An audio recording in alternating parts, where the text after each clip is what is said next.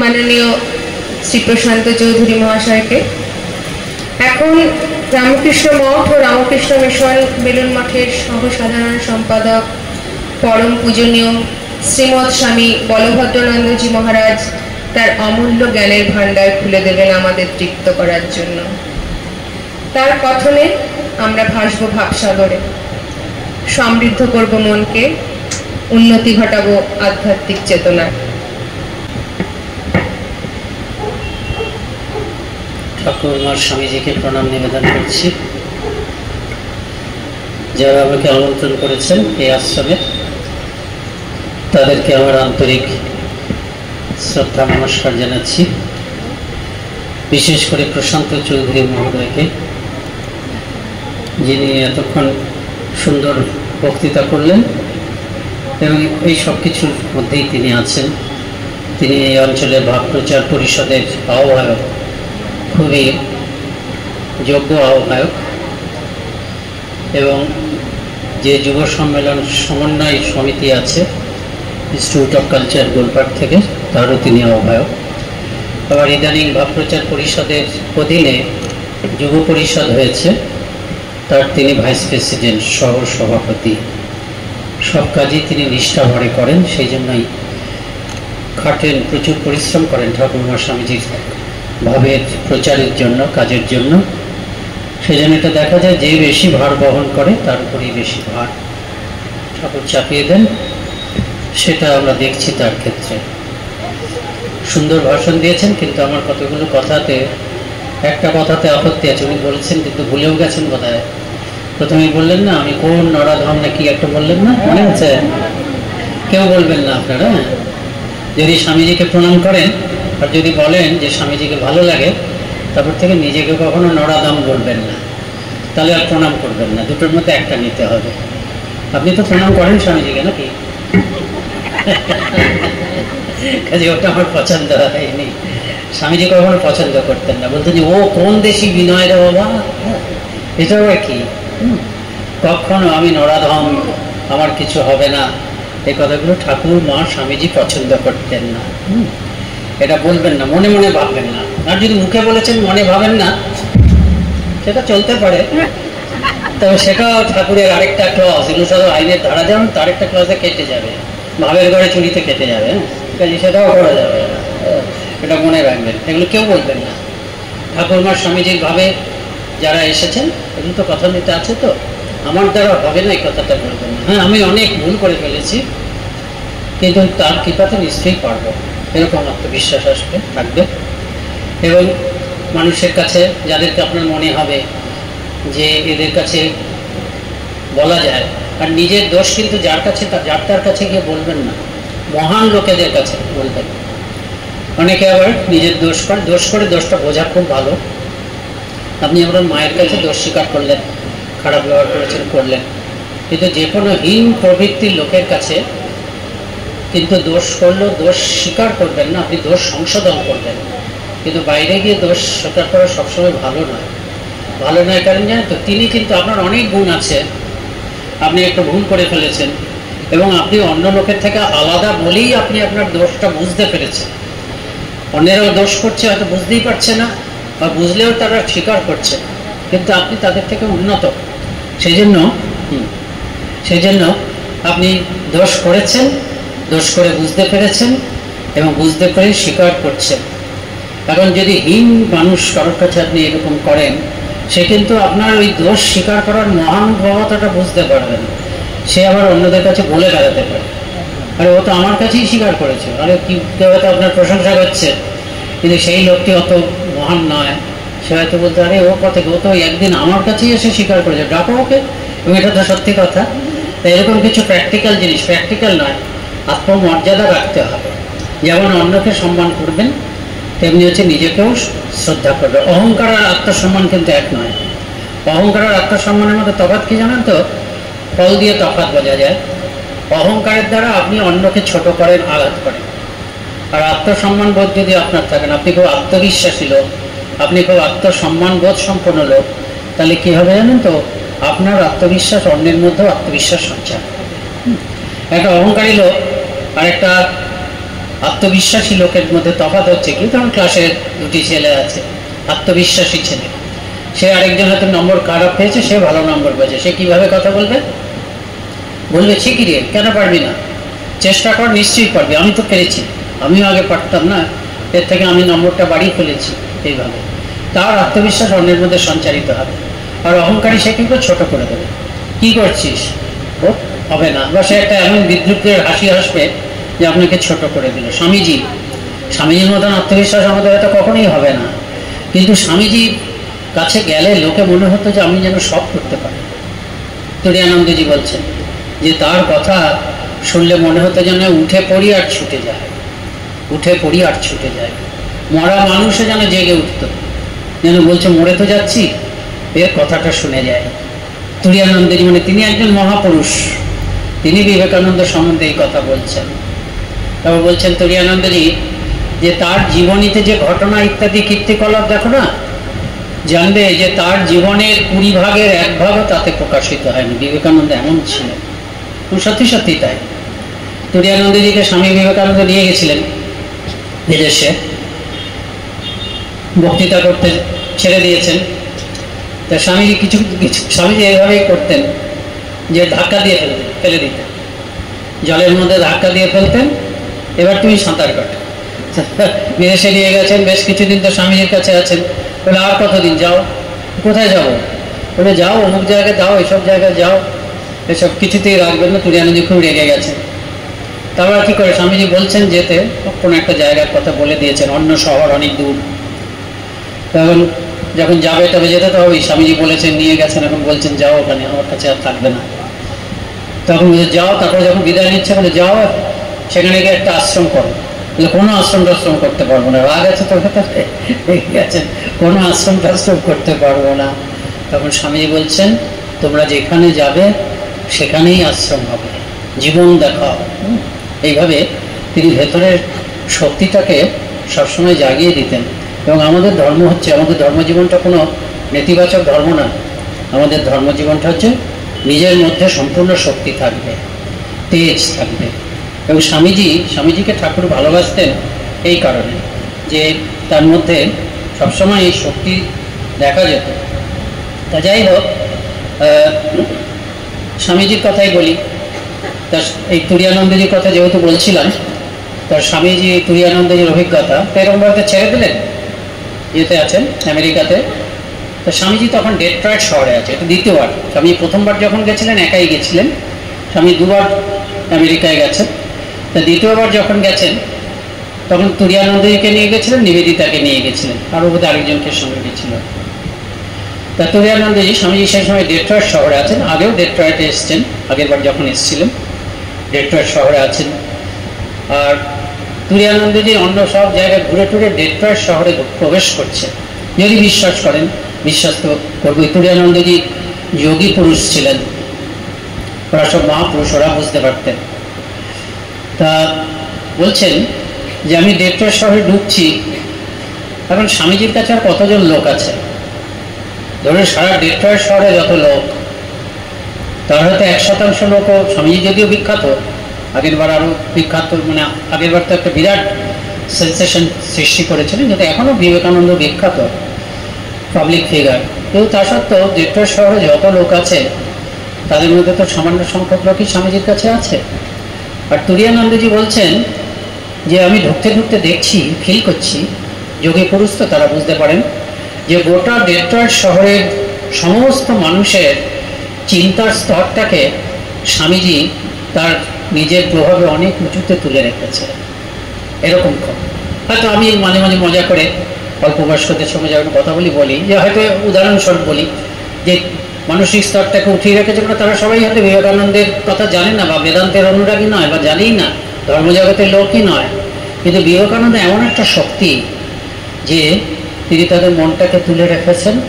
এবং তারা হয়তো খুব কৃপণ, হয়তো সেইবার তখন হয়তো মনে করছে আমি সকলকে ভালোবাসবো, সকলকে কিছু দান করবো, সে এত কিছু দান করে ফেলছে। বিবেকানন্দের এমন প্রভাব, এগুলো অলৌকিক বলে মনে হয়।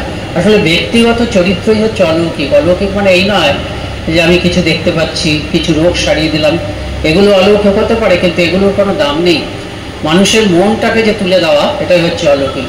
স্বামীজি ঠিক একই কথা, মানুষের মনটাকে একদম পাল্টে দেওয়া, ঊর্ধ্বস্তরে তুলে দেওয়া, একদম মনটা যা মন্দ জিনিস ছিল সেটাকে একদম পাল্টে দেওয়া, এটা হচ্ছে সব থেকে অলৌকিক। এবং বিবেকানন্দ এই অলৌকিক, এই ধরনের অলৌকিকতার কথা তার গুরু শ্রীরামকৃষ্ণ সম্বন্ধেও বলেছেন। যখন তিনি নরেন্দ্রনাথ, মাত্র নরেন্দ্রনাথ, তখনও পরের দিনগুলো আসেনি, কিন্তু প্রথম থেকে শ্রীরামকৃষ্ণ তাকে ভালোবাসে, অদ্ভুত ভালোবাসে। এই ভালোবাসার জন্য স্বামীজি মাঝে মাঝে মুশকিলে পড়েন, এবং এই ভালোবাসা, অতিরিক্ত ভালোবাসার জন্য স্বামীজি মাঝে মাঝে তিরস্কার করেন সেই নরেন্দ্রনাথ ঠাকুরকে। যেমন একবার একটা ঘটনা ঘটেছিল যে অনেকদিন ধরে নরেন্দ্রনাথ আসেননি। তা বাবুরাম মহারাজের জীবনের ঘটনা, এই যে ঘটনাগুলো বলছি না, এগুলোও কিন্তু আধ্যাত্মিক। এই যে আধ্যাত্মিক সাধনা বলি, আধ্যাত্মিক সাধনটা নানা রকম হতে পারে।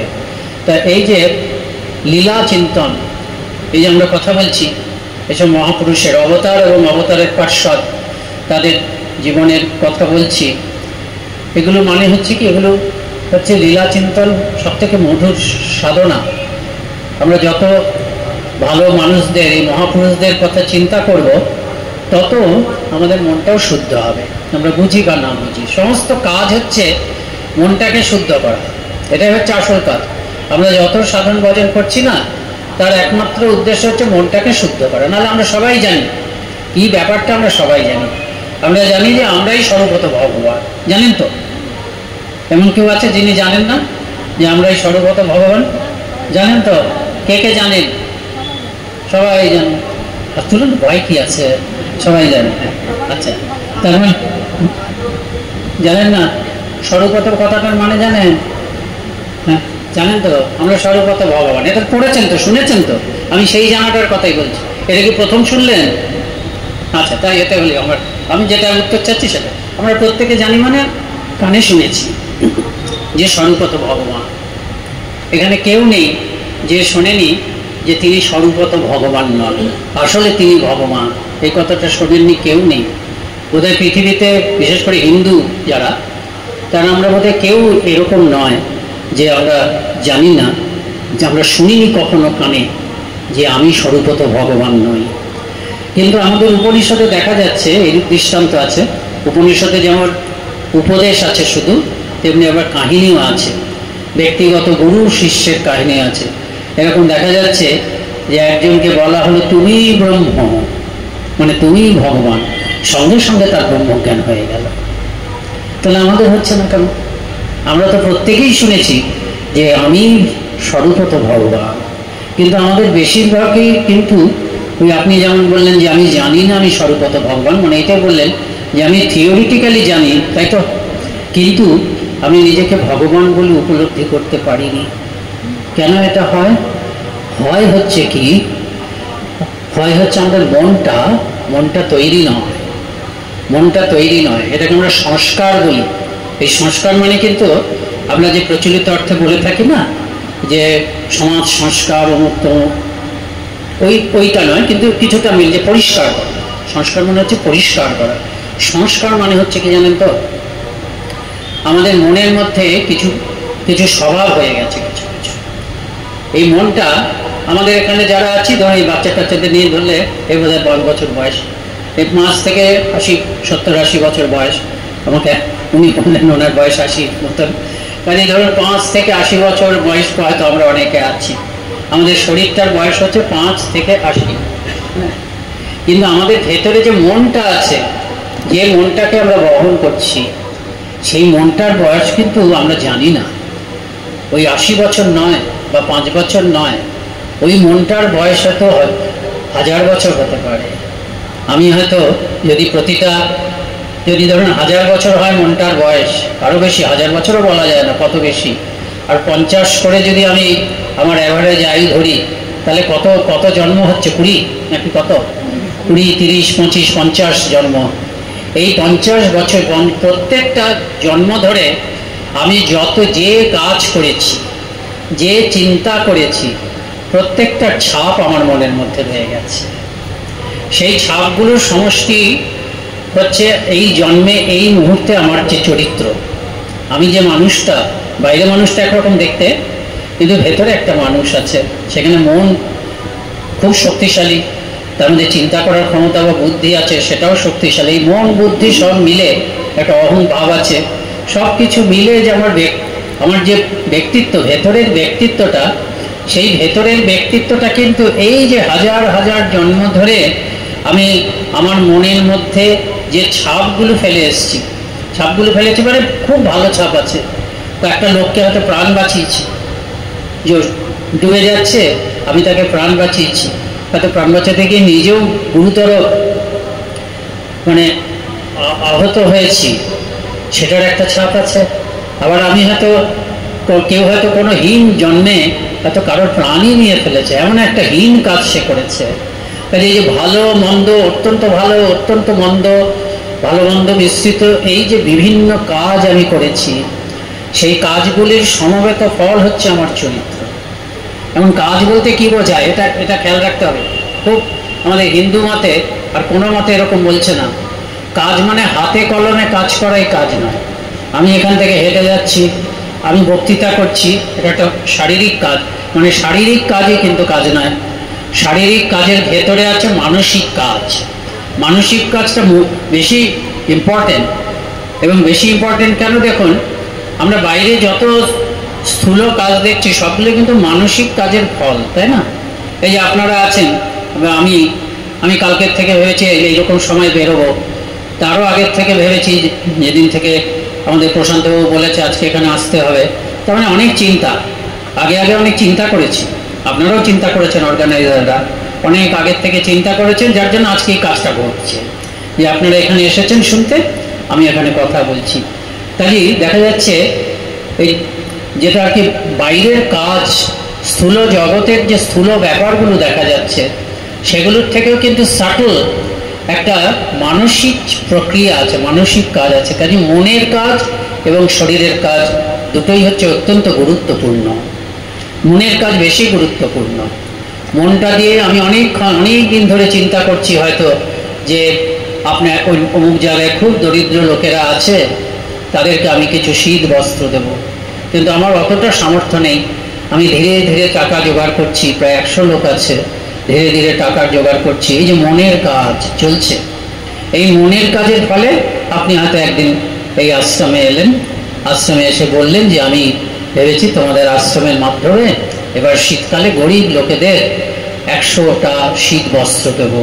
দেখুন মনের কাজ এবং শরীরের কাজ, শরীরের কাজটা হচ্ছে গ্রস, স্থূল, বাইরে দেখা যাচ্ছে, পরে দেখা যাচ্ছে, কিন্তু মনের কাজটা হচ্ছে সবসময়, ওটা কিন্তু সব থেকে powerful, more powerful than physical activities, much more powerful than physical activities, আমাদের শারীরিক ক্রিয়াকলাপের থেকে।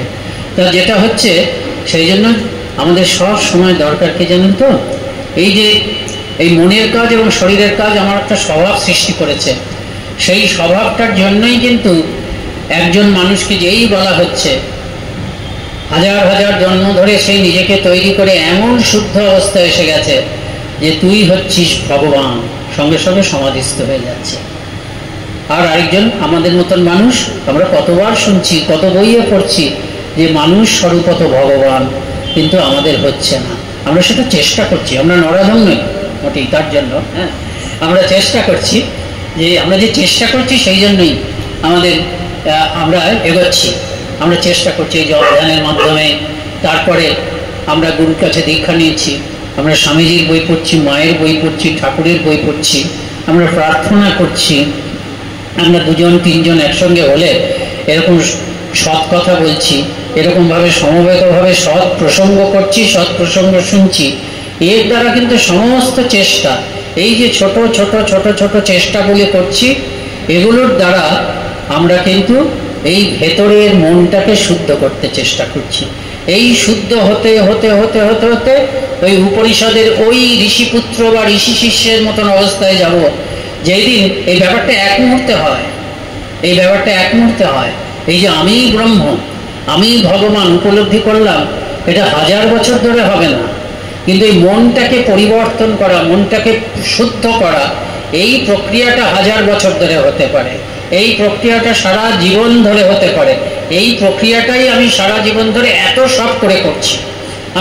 আমি জপ ধ্যান করছি সকালবেলায় উঠে, আমি মন্দিরে আসছি, আমি কথামৃত পড়ছি, স্বামীজির বই পড়ছি, আমি মানুষের উপকার করছি, মানুষের দুঃখে দুঃখবোধ করছি, সকলকে আনন্দ দেওয়ার চেষ্টা করছি। এই সব কিছুর মাধ্যমে আমি ভালো কাজ করছি, এটা ভেরি ইম্পর্টেন্ট। সব কিছুর মাধ্যমে আমি কি করছি, আমি আমার ভেতরটাকে ওই উপনিষদের ঋষিপুত্র বা ঋষি শিষ্য, পুত্র আর শিষ্য কেন বলছি, উপনিষদের ঋষিরা দেখা যাচ্ছে তারা তাদের পুত্রকে এই জ্ঞান দিয়ে গেছেন, আবার অনেক ক্ষেত্রে শিষ্যকে দিয়ে গেছেন পরম্পরাক্রমে। এগুলো ঋষি মুখে অনেক দিন পর্যন্ত এই জ্ঞানগুলো সেজন্য মুখে মুখে এসেছে, এগুলো এত শুদ্ধ।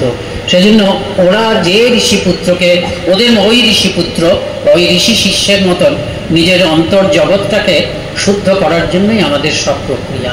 এবং এই প্রক্রিয়াটাকে যুগোপযোগী, এই প্রক্রিয়াটা যে ঠিক এবং সত্যি সত্যি এটাই যে একমাত্র সত্য, যে আমি ভগবান, সকলে ভগবান, এই হচ্ছে সত্য। আমি ভগবান, অন্যেরা কি মানুষ নাকি? আমিও ভগবান, অন্যেরাও ভগবান। আমরা ঈশ্বর সমুদ্রে ঈশ্বর হয়ে ডুবে আছি, এই হচ্ছে চিরন্তন সত্য। এই মুহূর্তে যদি আমি ওই উপনিষদের ঋষিপুত্র বা ঋষি শিষ্যদের মতন হয়ে যাই, তাহলে এক্ষুনি আমার ব্রহ্মজ্ঞান হয়ে যাবে। ব্রহ্মজ্ঞান হওয়ার পরে আমি কি দেখব? আমি দেখব যে আমি ভেতরে ভগবান ছাড়া কিছু নেই। এবার চোখ মেলে দেখব, অন্তর দিয়েও অনুভব করব যে চারপাশেও ভগবান ছাড়া কেউ নেই। ঈশ্বরের সমুদ্রে ঈশ্বরের একটি যেন মূর্তি ডুবে রয়েছে। এটা হচ্ছে শেষ সত্য, এটা হচ্ছে চিরন্তন সত্য। এই সত্যটাই সত্য, যে কোনো নানা ভাষায় বলা হচ্ছে। এই সত্যের কথাই কথামৃতে আছে, এই সত্যের কথাই গীতাতে আছে, এই সত্যের কথাই প্রকাশভঙ্গি তফাৎ, ভাষা তফাৎ, বিভিন্ন প্রসঙ্গে বিভিন্নভাবে উপস্থাপনা করা হচ্ছে, কিন্তু এই সত্যই হচ্ছে নানাভাবে আমাদের উপনিষদ সব কিছুতে বলা হয়েছে। এখন কি করে আনবো এই সত্যটা? তো সত্যটা তো থিওরিটিক্যাল সত্যই থেকে যাবে, এর কোনো মানে হবে না যদি না আমি নিজের জীবনে আনতে পারি। সেই জন্য আমরা ইঞ্চি ইঞ্চি করে ওই সত্যের দিকে এগোনোর জন্য এই সাধনা করছি। আমাদের শাস্ত্রে বলা হয় যে আমি তো স্বরূপত চিরকালের জন্য সত্য। চিরকালের জন্য যদি ভগবান হই, তাহলে আবার ভগবান লাভটা কি? ভগবান লাভটা মানে কি জানো তো? ওই ভগবানের ওপরে যে মেঘের আবরণ, মানে অপবিত্রতার আবরণ, অশুদ্ধির আবরণ আছে, সেটাকে দূর করে দেওয়া। আমার যত সাধন ভজন হচ্ছে মেঘটাকে দূর করার জন্য। মেঘ মানে দেখুন বর্ষাকাল, একবার আকাশ জুড়ে মেঘ। এরকম কখনো কখনো হয়েছে, বোম্বেতে অনেক বছর আগে হয়েছিল, ক্লাউড বাস্ট হয়েছিল, যে 2-3 দিন ধরে সে কালো মেঘ, 2-3 দিন কেন আরও বেশি। পরে জানা গেল যে হয়তো মানে ধরুন একবারে মাল্টি স্টোরিজ বিল্ডিং, একটা 15 তলা বাড়ি, সে যতটা উঁচু সেরকম মেঘের স্তর হয়ে গেছিল। তার ফলে কি দিনের বেলায় মনে হচ্ছে যে একেবারে রাত, যেন দিনের বেলায় রাত বলে মনে হচ্ছে। তখন কি, তার মানে কি সূর্য নেই? সূর্যকে ছিল না? সূর্য তো তখনও ছিল না, কি বল? হ্যাঁ, তো সূর্য ছিল, হ্যাঁ, চিরকাল ছিল। তারপরে তার সূর্য চিরকাল আছে। এই যে আমরা ভগবান বুঝতে পারছি না, কিন্তু ভগবান ওই সূর্যের মতন চিরকাল আছে আমার মধ্যে। আপনাকে দেখে যে আমার ভগবান বলে মনে হচ্ছে না, একজন লোক সে হয়তো এমন আচরণ করছে, তাকে ভগবান ভাবার কোনো মানেই নেই। তার মানেটা কি? ভগবান তার মধ্যেও আছে, কিন্তু ওই মেঘ অনেক ডুবে, অনেক মানে ঘন মেঘ হয়ে গেছে। ধরুন তারপরে সারা আকাশ জুড়ে মেঘ। আপনি একদিন দেখছেন যে এক চিলতে আলো দেখা যাচ্ছে মেঘের ফাঁক ধরে, সরাসরি সূর্যের আলো নয়, কিন্তু নানাভাবে রিফ্লেক্টেড আলো, একদম এক চিলতে আলো। তার তুলনায় গোটা আকাশের যে কালো মেঘ, তার তুলনায় ওই এক চিলতে আলো অতি সামান্য। কিন্তু তা সত্ত্বেও এই যে গোটা আকাশ ভরা মেঘ, এটা মিথ্যা, এটা সত্য নয়। ওই সূর্যটাই চিরন্তন সত্য, ওটা চিরকাল আছে, এই মেঘটা আসে যায়। তেমনি স্বামীজির কথা এটা, স্বামীজি বলছে, স্বামীজি তো এই কথাই বলেছেন স্বামীজি বিদেশে গিয়ে এই কথাই বলছেন। ওদের দেশে খ্রিস্ট ধর্মে আছে যে তুমি হচ্ছে পাপী, তুমি পাপ না করলেও তুমি পাপী, তোমাকে পাপ থেকে ত্রাণ করার জন্য যীশু খ্রিস্ট এসেছেন, জেসাস দি ক্রাইস্ট, ত্রাণকর্তা। কাজে তাকে শরণাগত হলে তখন ভগবান শেষ দিন তোমাকে বিচার করে বলবে যে না, তুমি আমার স্বর্গে আসতে পারো, তোমার এমন কিছু পাপ নেই। এই হচ্ছে স্বামীজি ওখানে গিয়ে কি বললেন আপনারা জানেন তো। শিক্ষা ধর্ম সময় স্বামীজি তো অনেকগুলো বক্তৃতা করেছেন। ওই সিস্টার্স অ্যান্ড ব্রাদার্স অফ আমেরিকাই একমাত্র বক্তৃতা নয়। আমরা অনেকেই বলি sisters and brothers of America, সেটাই নয়। স্বামীজি অনেক এখন আবিষ্কৃত হয়েছে, আমাদের নতুন লেটার্স অফ স্বামী বিবেকানন্দ বেরিয়েছে, নতুন তথ্য আবিষ্কার হয়েছে। স্বামীজি বোধহয় প্রায় 24-25টা বক্তৃতা করেছে, কেন তিনি না থাকলে হতো না। মানে সভাগুলো পরে ওই 11ই সেপ্টেম্বর পর থেকে। তা স্বামীজি প্রথম লিখিত বক্তৃতা সেটা হচ্ছে পেপার অন হিন্দুইজম, হিন্দু ধর্ম সংক্রান্ত বক্তৃতা। সেই বক্তৃতাতে তিনি এক জায়গায় বলছেন এই কথা যে আমি তোমাদের অমৃতের পুত্র বলে সম্বোধন করব। আমি আমাদের উপনিষদের কথা যে সিন্নন্তু বিশ্বে অমৃতস্য পুত্রা, আপনারা জানেন তো, রবীন্দ্রনাথ এটাকে সুর দিয়ে খুব পপুলার করেছেন, মানে তার জন্য পপুলারাইজড হয়েছে ব্রাহ্মণদের জন্য। সিন্নন্তু বিশ্বে অমৃতস্য পুত্রা, যে আমি তোমাদের অমৃতের সন্তান বলে সম্বোধন করব। অমৃতের সন্তান মানে কি? যে আমার কোনো মৃত্যু নেই, অমৃত মানে আমার মৃত্যু নেই।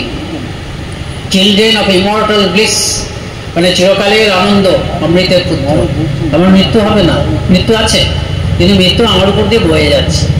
আমি জানি যে মৃত্যুটা আমার শরীরের মৃত্যু, আমি জন্মের আগেও আছি, জন্ম আর মৃত্যুর মাঝে অবশ্যই আছি। আমি যেভাবে আছি বলছি সেভাবে নয়, আমরা তো সবাই আছি জন্ম আর মৃত্যুর মাঝখানে, এইভাবে নয়। আমি জন্মের আগে যে আমিটা ছিলাম, জন্ম আর মৃত্যুর মাঝখানে সেই আমিটা আছে, মৃত্যুর পরেও সেই আমিটা আছে। এই যে নিজেকে চিরন্তন ভগবান বা আসল কথাটা হচ্ছে চিরন্তন আত্মা বা চিরন্তন ব্রহ্ম বলে জানা, সেটাই হচ্ছে সত্য। তা স্বামীজির মুখে যখন এই কথাটা শুনছে লোকে, স্বামীজি তো অনুভূতি করে বলছেন, তিনি উপলব্ধি, প্রত্যেকের মনে হচ্ছে কি নতুন কথা শুনলাম, একটা খোলা বাতাস যেন পেলাম। এই যে এইটার জন্যই, এবং একদিন কবিতাও লিখলো, কবিতা সেটা শঙ্কর প্রসাদ বসু আবিষ্কার করেছেন যে একজন অন ঠানা অ্যাট পার্লামেন্ট অফ রিলিজিয়ন্স, যে ধর্ম মহাসভায় অন ঠানা, সে অন ঠানা কি বলছেন, বাংলায় কবিতা অনুবাদ করছেন যে সেই সময়টায় আমাদের ইকোনমিক ডিপ্রেশন চলছে আমেরিকাতে, সেই সময় আর্থিক কি বলে ডিপ্রেশন, কি মন্দা, না মন্দা চলছে, আরও সব চারপাশে সকলেরই একটা মানসিক একটা দুঃখ ভাব। তো তারপরে আমি শুনলাম ওই কমলা রঙের সন্ন্যাসীর বক্তৃতা।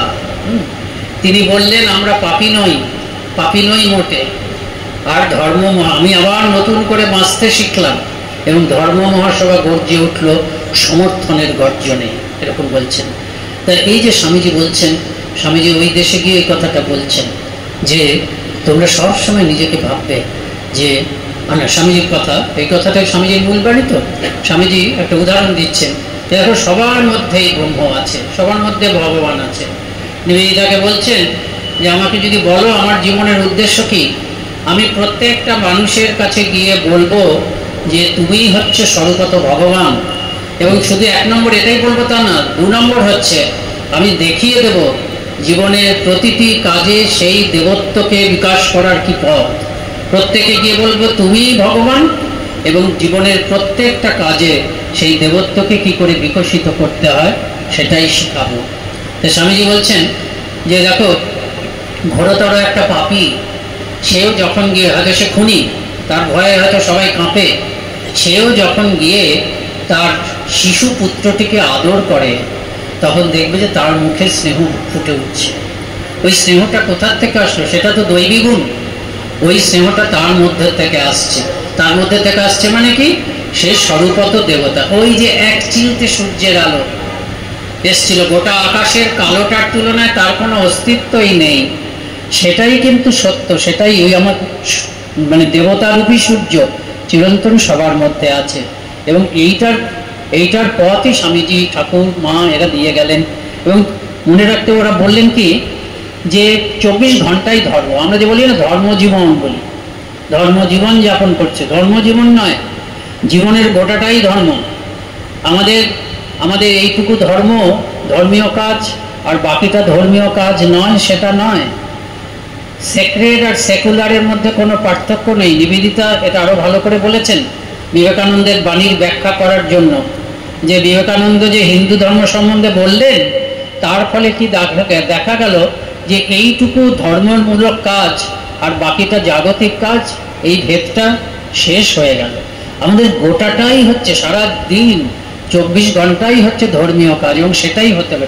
জীবন মানেই হচ্ছে ধর্ম, জীবন মানেই ধর্ম। গোটা জীবনটাকে ধর্ম করতে হবে। কারণ আমি দেবতা, আমি দেবতায় দেবতায় ইন্টারাকশন হচ্ছে। স্বামীজি এই যে বৈরাগ্যের কথা স্বামীজি বিদেশে গিয়ে বলছেন যে ত্যাগ না হলে ভগবান লাভ হবে না। এটা হচ্ছেন ইংল্যান্ডে এই বক্তৃতা দিচ্ছেন, গড ইন এভরি বিইং, সর্বভূতে ভগবান, এই বক্তৃতাটির নাম। বলছেন যে ত্যাগ না হলে ভগবান লাভ হবে না। তারপরে বলছেন সবাই তো সাধুদের মধ্যে তো বক্তৃতা করছেন না, গৃহীদের মধ্যে হাজার লোক হয়তো বসে আছে। তার মানে কি আপনারা কি উপনিষদ থেকে উদ্ধৃতি দিয়ে বলছেন ত্যাগে নয় অমৃতত্ব মানুষ, ত্যাগ ছাড়া ভগবান লাভ হবে না, ওই অমৃতত্ব লাভ হবে না। তার মানেটা কি? আপনারা কি সব ঘর বাড়ি সব ত্যাগ করে চলে যাবেন? সেটা তো নর পশুদের কাজ। ত্যাগ মানে সেটা নয়। ত্যাগ মানে কি? উনি একটা ত্যাগের নতুন সংজ্ঞা দিলেন। সংজ্ঞা মানে ওই যে আমি বললাম না যে আমরা সবাই ভগবানের সমুদ্রে ডুবে আছি, আমি ভগবান, অন্যেরাও মানুষ বা পশু নয়, অন্যেরাও ভগবান। যে আপনি ভগবান ছাড়া কিচ্ছু দেখেননি, স্বামীজি বললেন আপনারা কেউ ভগবান ছাড়া কেউ কিচ্ছু দেখেননি, কিন্তু সেই ভগবানকেই আপনি মানুষ ভেবেছেন, সেই ভগবানকেই আমরা প্রতি মুহূর্তে টেবিল ভাবছি, চেয়ার ভাবছি। আজকের থেকে ওই দৃষ্টিটাকে পাল্টে দেন।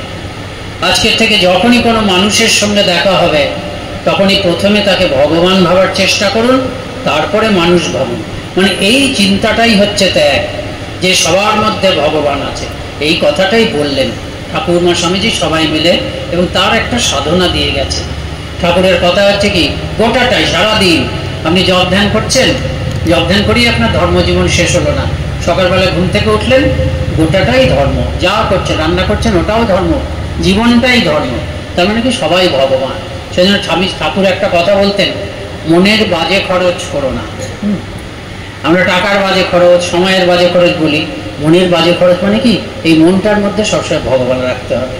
ভগবানময় মন, তাহলে কাজটাও ভগবানময়। সেই জন্য রামকৃষ্ণ মঠ মিশনের যে সাধন ভজন একটা করে দিয়ে গেলেন, নতুন ধরনের মঠ মিশন হলো, সন্ন্যাসীদের নতুন জীবন স্বামীজি করে দিয়ে গেলেন। ঠাকুর বলে দিয়ে গেছিলেন, স্বামীজি নতুন কিছু করেননি, যে এবার এমন একটা ধারা করে দিয়ে গেলাম। স্বামীজি বলছেন যে একটা লোককে 1 ছিলিং তামাক সেজে দিয়ে সেবা করাকে লোকে 1000 জপের সমান বলে মনে করবে।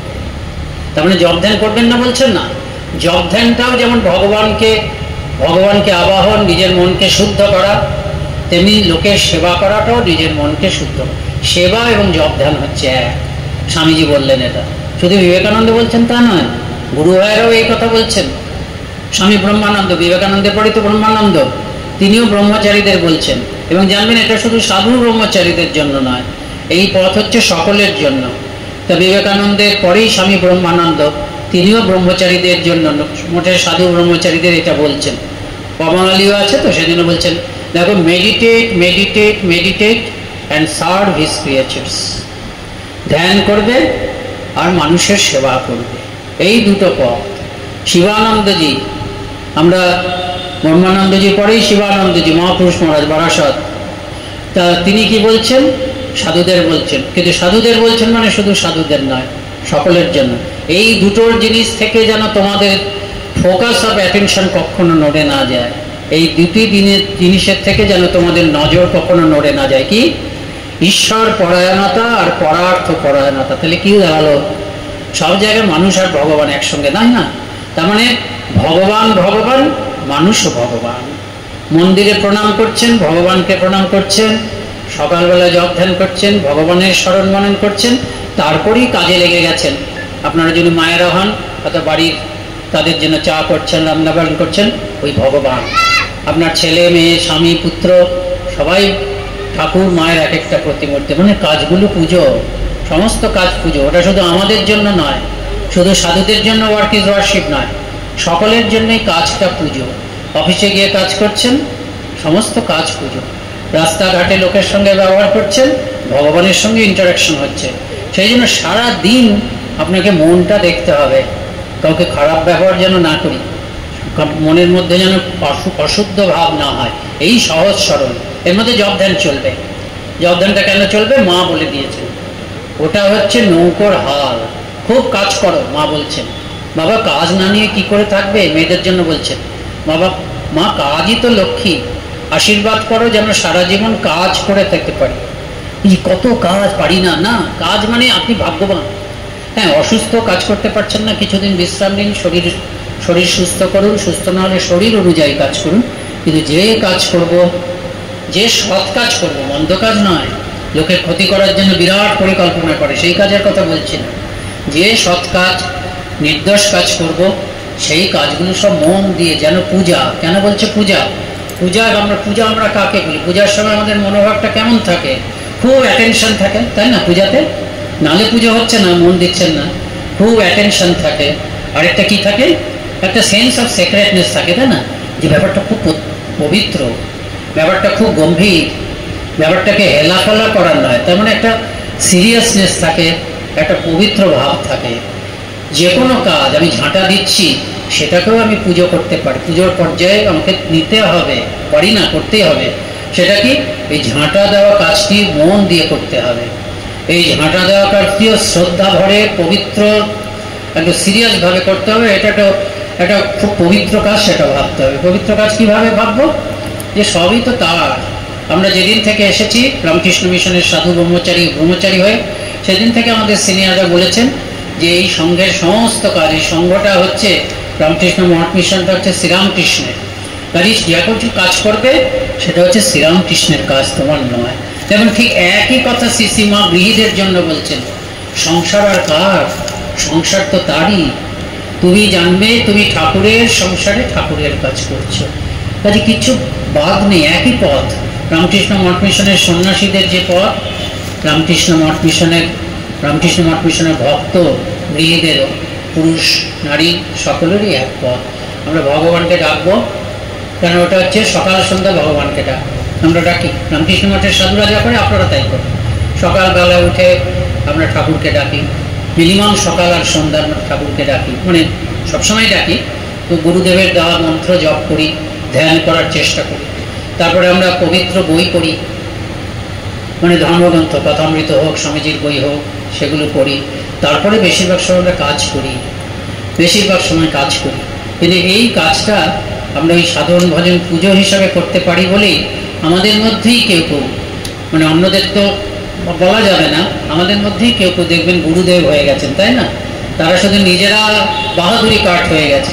এই যারা গুরু হয়েছেন, সে যে গুরুই হোক, তাদের জীবন দেখবেন এই ধারা, আপনাদের মতনই বলা যায়।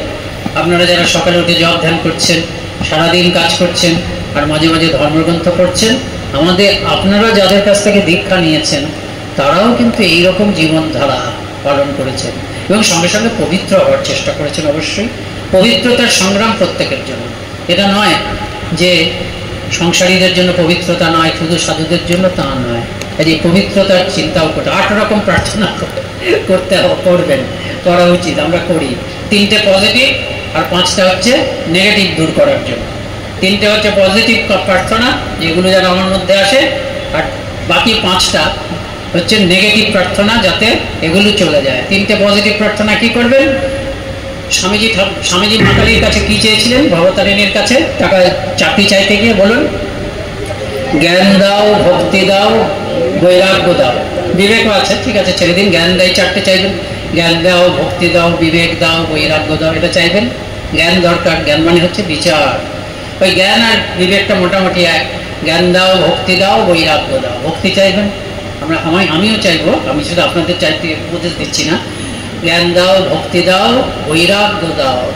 আপনি বলতে পারেন বৈরাগ্য কি? ওই স্বামীজি যে বৈরাগ্যের কথা বললেন, সবাই ভগবান, ঈশ্বরে অনুরাগ, বিষয়ে বিরাগ, ঠাকুর বলছেন।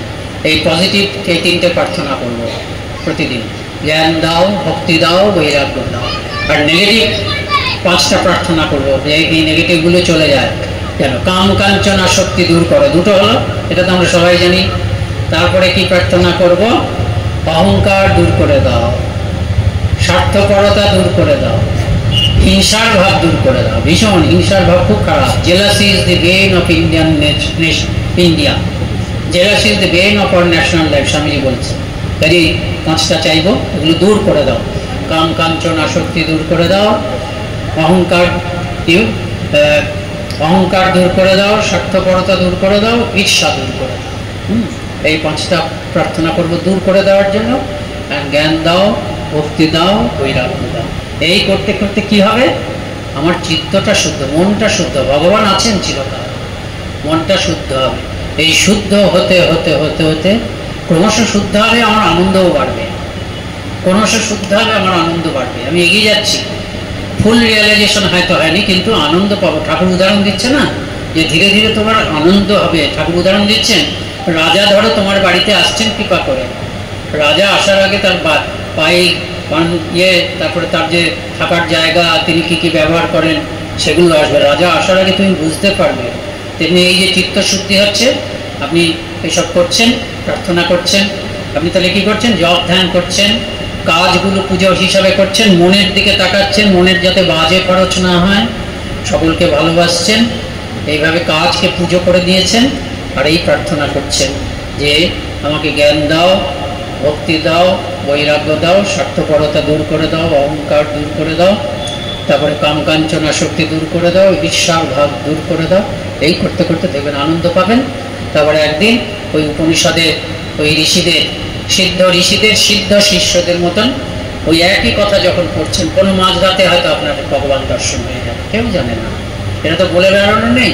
যে জানে না সে নিজের মানে সামান্য যে পায় সে সবাইকে বলে বেড়ায়। কিন্তু একদিন যখন আপনার ভগবান লাভ হয়ে যাবে, আপনি আপ্লুত হয়ে যাবেন। আপনি হয়তো বলবেন না, কিন্তু আপনাকে দেখে বোঝা যাবে, আপনার সঙ্গে কথা বলে বোঝা যাবে যে এই মানুষটি আনন্দে ভাসছে এবং এই মানুষটির থেকে শান্তি এবং আনন্দ বেরিয়ে আসছে। এবং সব থেকে বড় কথা, এটা তো সকলের অধিকার। আর কোনো কিছুতে সকলের অধিকার নেই, সকলে পাবে না। আপনি ব্যবসা করলেন, লাভ হয়ে গেল, আবার একই পরিমাণ অর্থ আমি ইনভেস্ট করলাম, আমার হয়তো অতটা লাভ হলো না। কিন্তু এই যে ভেতরের জগতের এই সম্পদ, সেটা কিন্তু সকলেই পাবে যদি ঠিক ঠিক চলে। কাজেই লেগে যায়, কেউ কখনো নিজেকে ছোট ভাববো না। হ্যাঁ, উৎসাহ নিয়ে প্রতিদিন important, every day is important. হতাশ হওয়া চলবে না, প্রত্যেকটা দিন আমাদের কাছে ইম্পর্টেন্ট। আপনারা তো শুরু করেছেনই, আজকের থেকে আমরা সবাই, আপনারাও আমিও আরো উৎসাহ নিয়ে চলার চেষ্টা করব। নমস্কার।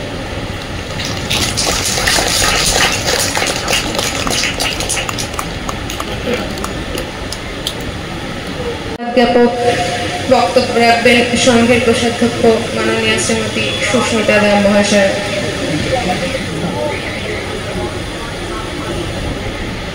স্বামী বলভদ্রানন্দজি মহারাজকেও আমার সশ্রদ্ধ প্রণাম জানাই।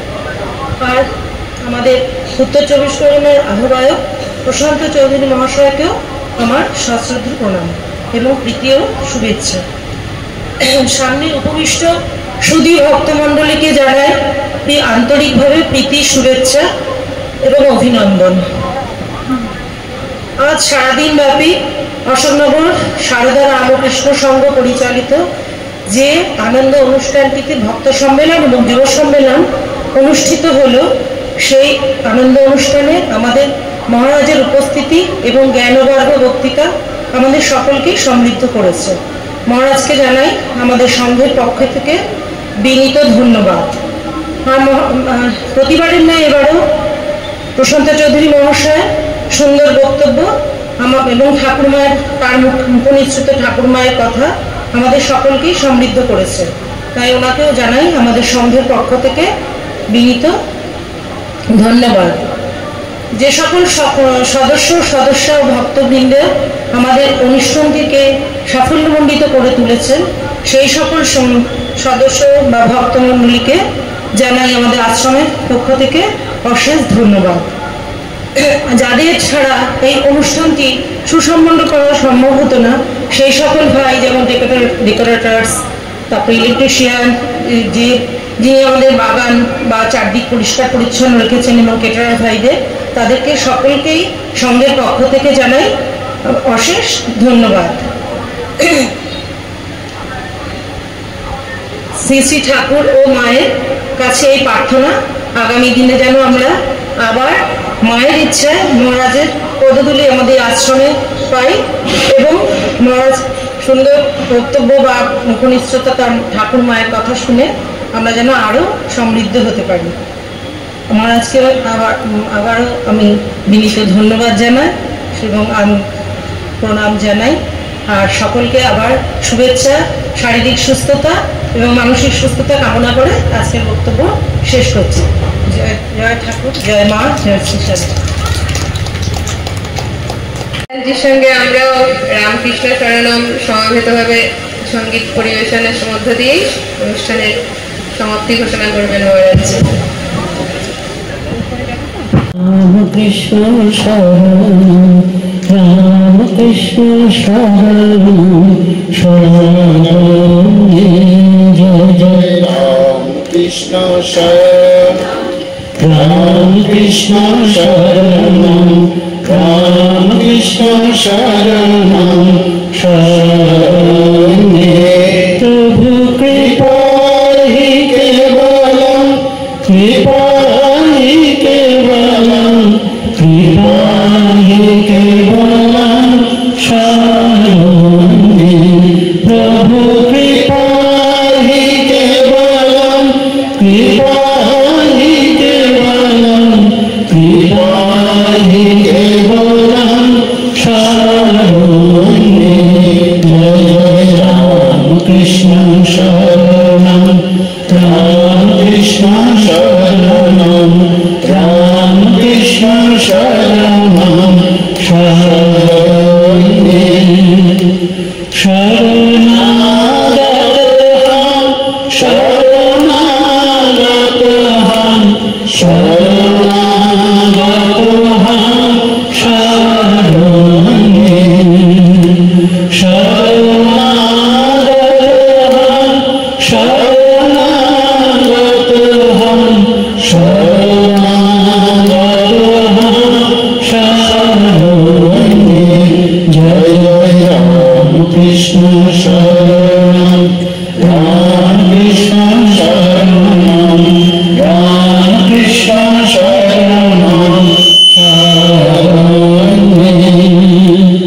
নমস্তে গুরবে নমস্তে গুরবে নমস্তে গুরবে নমো নমো নমস্তে গুরবে নমস্তে গুরবে নমস্তে গুরবে নমো নমো জয় জয় রামকৃষ্ণ শরণম রামকৃষ্ণ শরণম রামকৃষ্ণ শরণম শরণম রামকৃষ্ণ রামকৃষ্ণ জয় জয় রামকৃষ্ণ রামকৃষ্ণ রামকৃষ্ণ জয় জয় রামকৃষ্ণ রামকৃষ্ণ রামকৃষ্ণ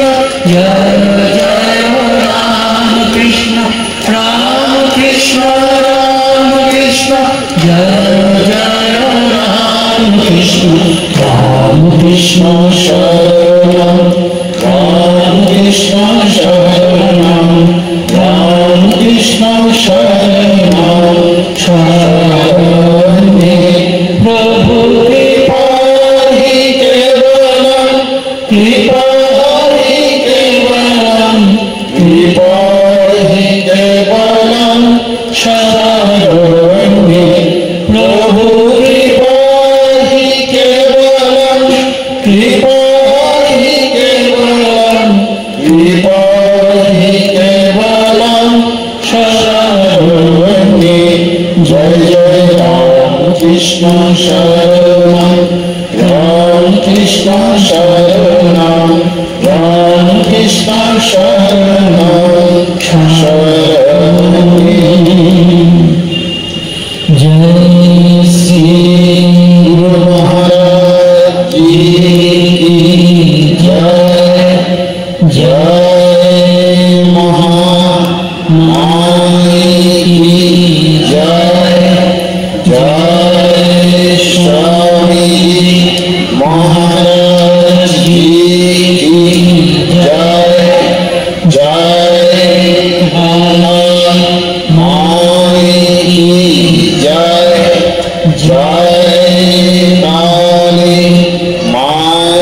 কি জয়, জয় মহাপুরুষ মহারাজ জি কি জয়। জয় গঙ্গা মাই কি জয়। আগে হয়ে গেছে না? আচ্ছা ঠিক আছে।